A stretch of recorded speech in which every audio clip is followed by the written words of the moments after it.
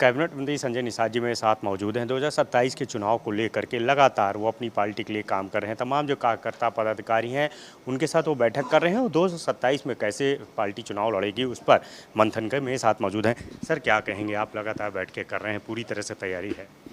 देखिए, युवा मोर्चा का सम्मेलन है आईटी वालों का आज, और कल परसों महिलाओं का था, और कल परसों हमारे जो संगठन के पदाधिकारी हैं, जो जिला के कमेटी के विधानसभा प्रभारी अध्यक्ष हैं। चूँकि किसी भी युद्ध को जीतने के लिए जनता का समर्थन चाहिए और संगठन की शक्ति चाहिए और नेता का दांव पेच होना चाहिए। तो ऐसे में जितने ऊर्जावान कार्यकर्ता हैं, क्षमतावान कार्यकर्ता, उनकी क्षमता देखी जाती है। उनके अंदर और क्षमता, जो कमज़ोर होते हैं, किसी कारणवश कंफ्यूज होते हैं, उनको सही दिशा। तो ये एक हमारे यहाँ कोर कमेटी होती है, फिर वर्किंग कमेटी, एक लर्निंग कमेटी है। ये तीनों कमेटियाँ के जो सीखने वाले उनको सिखाया जाए, काम करने वाले उनको काम लिया जाए, और बाकी आके जो निर्णय लेने वाले निर्णय। तो ऐसे में हम लोग, चूँकि सहयोगी दल के रूप में हम हैं, तो 403 विधानसभाओं में निषाद हैं, मछुआरे हैं, या जो देश को आज़ाद कराने लड़ने वाली 193 जातियाँ हैं, तो जो निर्बल हैं, शोषित हैं, वंचित हैं, क्योंकि पार्टी का नाम ही निर्बल इंडियन शोषित हमारा दल है।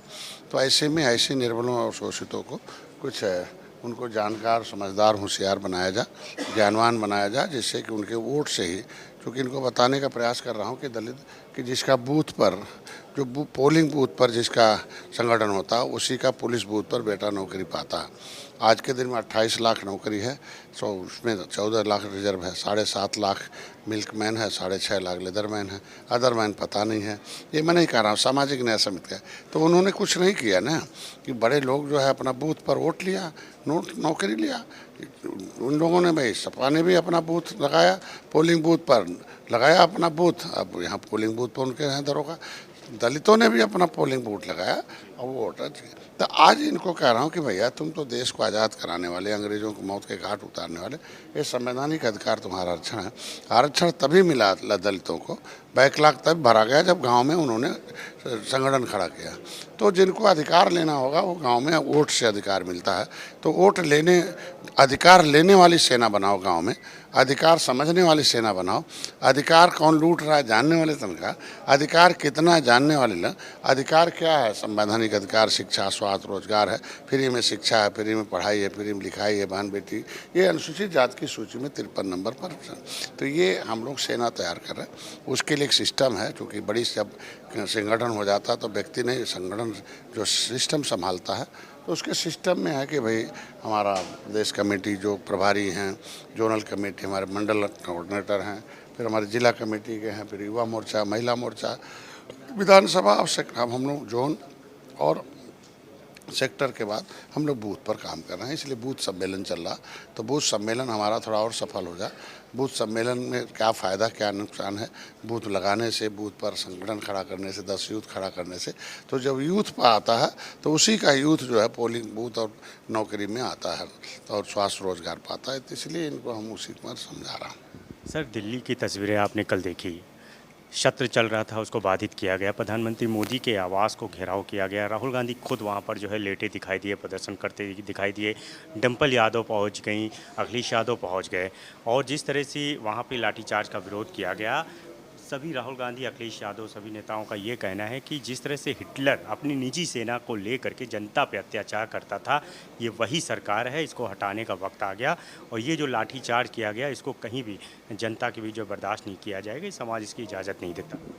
देखिए, कांग्रेस, सपा, बसपा शिक्षा छीनने वाली है। जब शिक्षा नहीं रहेगा तो समाज अंधा रहेगा, इनका झंडा उठाएगा, डंडा खाएगा, इनका धंधा चलेगा। शिक्षा छीनने वाले हैं ना। हम कह रहे हैं कि शिक्षा की बात करने वाले, शिक्षा कैसे छीनी जाती है? निषादों को अनुसूचित जनजाति की सुविधा मिलती है। 2013 में इन्होंने कह दिया नहीं हुआ है, पिछड़ी खाएँ खिचड़ी। तो ये लोग हैं। वकील और जज के रिश्ते होते हैं। जो वकील होता है वो न्यायालय के अंदर जजमेंट सुनाता है, जो भी बहस करना होता है वो वहाँ अंदर न्यायालय के अंदर है। अगर वकील कोट पहन के सड़क पर आए तो इसका मतलब हो ना, तो उसका रिश्ता नहीं सही है। जब सदन में है मर्यादा कि वहाँ संसदीय दल की बैठक होती है, जब जो सर्वदलीय बैठक, उसमें तय किया जाता है कौन से मुद्दे पर चर्चा होगी।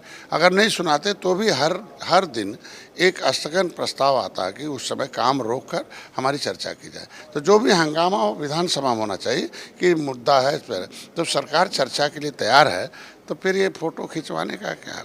क्योंकि जनता ने इनको फ़ोटो खिंचवाना, पोस्टरबाजी, बयानबाजी, इस तरह का आंदोलन करना है, एसीपीसी, इसके अलावा क्या रह गया।